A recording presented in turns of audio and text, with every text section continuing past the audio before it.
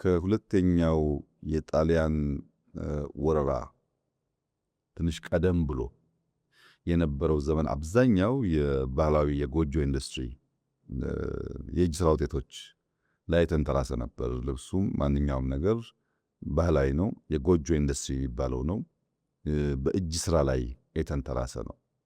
ያለ ረጅም ዓመታት ኢትዮጵያ ውስጥ እንደ ታሪካችን እንደ ቀደምትነታችን ከኛ ጋር የነበረ ጉዳይ ነው። የሁለተኛው የጣሊያን ወረራ ዋዜማ አካባቢ ከ27 በፊት ማለት ነው ፋብሪካዎች ወደ 25 ገደማ ኢትዮጵያ ውስጥ ነበሩ። ጣሊያን ሊወረን ዓመት 2 ዓመት ሲቀረን 25 ገደማ ፋብሪካዎች ነበሩ። እንደ ሳሙና ፋብሪካ፣ ቢራ ፋብሪካ፣ የስኳር፣ የእንጨት፣ የሸክላ የመሳሰሉ። በኋላ ያ ጉዞ ሳይታይ ያው የጣሊያን ሁለተኛ ወረራ መጣ። ያ ወረራ ለኢንዱስትሪ የራሱ የሆነ አዎንታዊ አሉታዊ ተጽዕኖ ነበረው። ያመጣቸው እድሎች አሉ፣ ያሳጣቸው ነገሮች አሉ። የሆነ ሆኖ ግን በንጉሱ ዘመን መጨረሻ አካባቢ 1966 ድረስ ከጣሊያን ወረራ በኋላም ንጉሱ ሲወርዱ መካከለኛና ከፍተኛ የሚባሉ 273 ፋብሪካዎች ነበሩን። እነዚህ ፋብሪካዎች አንድ እንደ ጥሩ ነገር የሚታየው ትሬንድ በዛ ጊዜ የነበረው የባቡር መስመርን ተከትሎ የሚሰራ ነበረ። ይህን የማነሳበት ምክንያት በኋላ እክል ከሆነው አንዱ እነዛን ሎጂስቲክስ ሌን ተከትሎ አለመሄድ አሁን ባለው ሁኔታ የፈጠረውን ጫና ለማየት አንድ የሚያስተምረን ነገር ስለሆነ ነው። አንዱ ጥሩ ኳሊቲ እሱ ነበር። ሁለተኛው የውጭ ኢንቨስተሮች ሚና በተለይ ጃፓኖች፣ ጣሊያኖች፣ ሆላንዶች በነዛ ኢንዱስትሪዎች ባለቤትም ሆነው መስራችም ሆነው ከፍተኛ ሚና ነበራቸው። በተለይ የአርመኖች ሚና ከፍተኛ ነበር። የአርመኖች አሻራ በኢትዮጵያ ኢንዱስትሪ ውስጥ በጫማ በህትመት ኢንዱስትሪ ኢትዮጵያ ያስተዋወቁት አርመኖች ናቸው እና አርመኖች፣ ጃፓኖች፣ ጣሊያኖች፣ ሆላንዶች፣ ሌሎችም ግሪኮች በኢትዮጵያ ኢንዱስትሪ ጅማሮ ውስጥ አሻራ የነበራቸው ሀገራት ናቸው። ሁለት ክሪቲካል ጉዳዮች እዚህ ውስጥ እንድትይዝልኝ እፈልጋለሁ። አንደኛ ቁጥሩን፣ ሁለተኛ እነማን ነበሩ ኢንቨስት ያደረጉት፣ ሶስተኛ የት አካባቢ ነበር ኢንቨስት የሚደረገው የሚለው ነገር ወሳኝ ነው። ይህንን ማስቀጠልና ማስፋት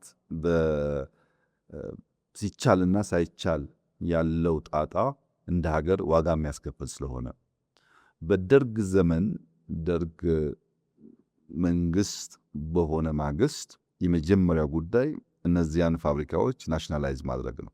የግል የነበሩ ይዞታዎች፣ ድርጊቶች ወደ መንግስት ባለቤትነት ማዞር ነበር አንዱ ነገር፣ አንዱ ውሳኔ። ሁለተኛ ውሳኔ በግል ዘርፍ የጣለው ገደብ ነበር። አንድ ሰው አንተ ከአንድ መስክ ውጪ ከአንድ የሥራ ዘርፍ ውጪ መስራት አትችልም። በዚያ ስራ ዘርፍም ቢሆን ማክሲመም ልታንቀሳቀስ የሚገባ ካፒታል ግማሽ ሚሊዮን 500,000 ብር፣ ከ500,000 ብር በላይና ከአንድ መስክ ባሻገር አንድ ሰው ሊሰራ አይገባውም የሚል ገደብ ነበር። ያ ገደብ በከፍተኛ ደረጃ ኢንዱስትሪውን ይመታዋል ማለት ነው። ኢኖቬሽን ይገላል። አንድ ስራ መስክ የምታውቀውን ብቻ ከሆነ ብዙ ጉዳዮች ውስጥ ማትፍጨረጨር ከሆነ አትፈጥርም። ብርህም ሊሚትድ ከሆነ እዛ ስትደርስ ትተዋዋለህ ስራውን ማለት ነው። አያነሳሳም።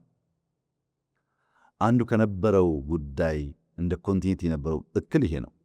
ሁለተኛው እንደ ጥሩ ጉዳይ ደግሞ የሚታየው በደርግ ጊዜ የነበረው ከንጉሱ ጊዜ በኋላም ሻል ብሎ የነበረው ጉዳይ ደግሞ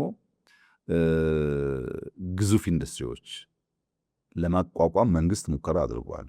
ለምሳሌ አቃቂ መለዋወጫን ብትወስድ፣ የናዝሬት ትራክተርን ብትወስድ፣ በሆመቾ ቢሾፍቱ የነበሩ ሚሊተሪ ኢንዱስትሪዎችን ብትወስድ ሄቪ ኢንዱስትሪ የሚባሉ ተለቅ ያሉ በግብርናውም በሚሊተሪውም የኢትዮጵያን ቁመና ሊያሻሽሉ የሚችሉ ናቸው። እነዚህ ላይ ለሚሰራ ስራ በጣም ጥሩ ነው። የቅድሙ ገደቡና የሰውን የስራ መስክ ሊሚት ማድረጉ የራሱ ኔጌቲቭ ተጽዕኖ እንደነበረው ሁሉ ትላልቅ ኢንዱስትሪ ለመሞከር ደግሞ የተደረገው ነገር እርሾ ሆኖ ሊያገለግል የሚችል ተብሎ ሊወሰድ ይችላል።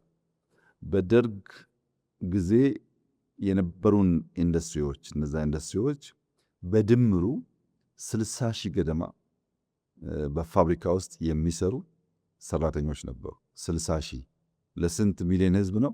ከ25 እስከ 30 ለሚጠጋ ሚሊዮን ህዝብ 60 ሺህ ገደማ የፋብሪካ ሰራተኞች ነበሩ። ያን የነበረው አይዲዮሎጂ ምንድን ነው? ሰርቶ አደሮች፣ ላብ አደሮች 60 ሺህ ለሚጠጉ የፋብሪካ ሰራተኞች የነበረ አይዲዮሎጂ ነው። ሚሊየንስን ታሳቢ ያደረገ አልነበረም ማለት ነው። አንዱ ስብራት እዛ ጋር ነው። ሰራተኛው በበቂ በሌለበት ሀገር ነው እሳቤው የመጣው። 1% እንኳን በቅጡ በማይሞላ ማለት ነው። ፋብሪካን እንደ ቢዝነስ፣ ፋብሪካን እንደ ሙያ ከመምራት ደግሞ የፓርቲ ኮሚቴ የሚባል አለ፣ በፋብሪካዎች ጉዳይ ላይ ውሳኔ የሚያሳድር።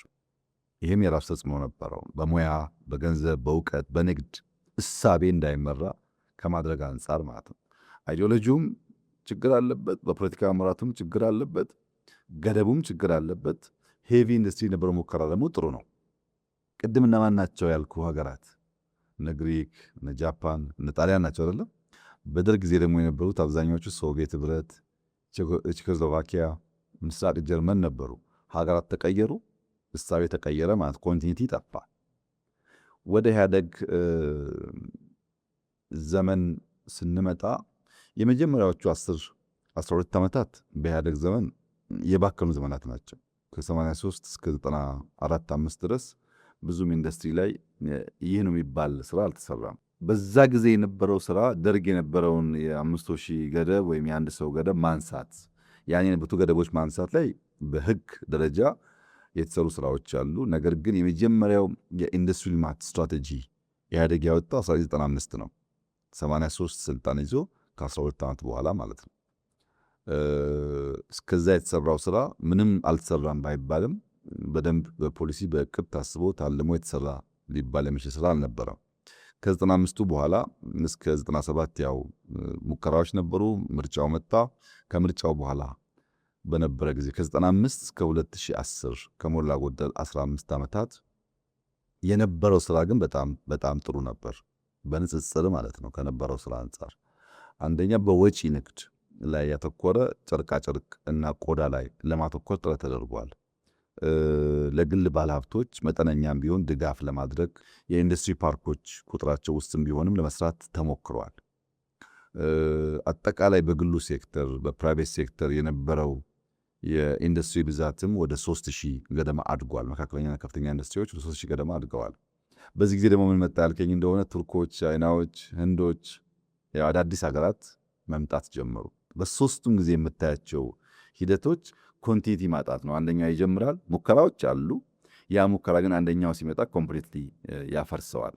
ለዚህ ነው መደመር ያስፈልጋል። ወደኋላ ስንመለስ ጎጂ ነገሮች አርመን ጠቃሚውን ግን አስፍተን መሄድ አለብን የሚል አቋም የያዝንበት ዋናው ምክንያት እኔ እሰራለሁ፣ አንተ ታፈርሳለህ፣ አንተ ትሰራለህ፣ ያፈርሳለሁ። በዚህ መንገድ አገር ሊገነባ ስለማይችል ነው።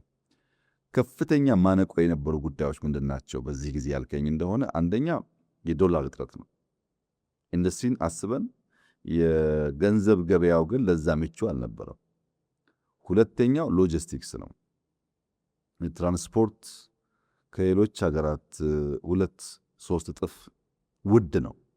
በቂ መንገድ የለም፣ ሃይዌይ የለም፣ ፖርት የለም። እነዚህ ሁሉ በከፍተኛ ደረጃ ይጎታል ኢንዱስትሪውን። ሶስተኛው ግን ትስስር ነው። እነዛ የቆጠርኩልህ ፋብሪካዎች 90% ሜይን ግብአታቸው ኢንፑት የሚያገኙት ከውጭ ነው። ጨርቃጨርቅም ቢሆን በሀገሬ ጥጣለ በሚላለን የሚንተራሰው፣ ቢራም ቢሆን ገብስ አልባ ለሚንተራሰው አብዛኛው ከውጭ ይመጣል፣ ወደ ውጭ ተመልሶ ይወጣል። በዚህ ምክንያት ትስስር ማነስ ማጋጠሙ፣ የኮንቲኒቲ ችግር አንዱ የጀመረውን አንደኛው ማስቀጠል አለመቻሉ፣ የፖሊሲ ለውጦች ደግሞ ባለመደረጋቸው በድምሩ ሲታይ በርከት ያለ ጥረት ቢደረግም መዋቅራዊ ሽግግር ሊያመጣ አልቻለም ኢንዱስትሪ። በኃይለሥላሴም ከፍተኛ ሙከራዎች ነበሩ፣ በደርግም ነበር፣ በኢህአደግም ጊዜ ነበር። እነዚህ ግን መዋቅራዊ ለውጥ ያላመጡት አንዱ በአንደኛው ላይ እየደመረ የአንደኛውን ሳያፈርስ የመቀጠል ትሬንዱ ውስን ልምምድ ስለነበረ የመጣ ችግር ነው።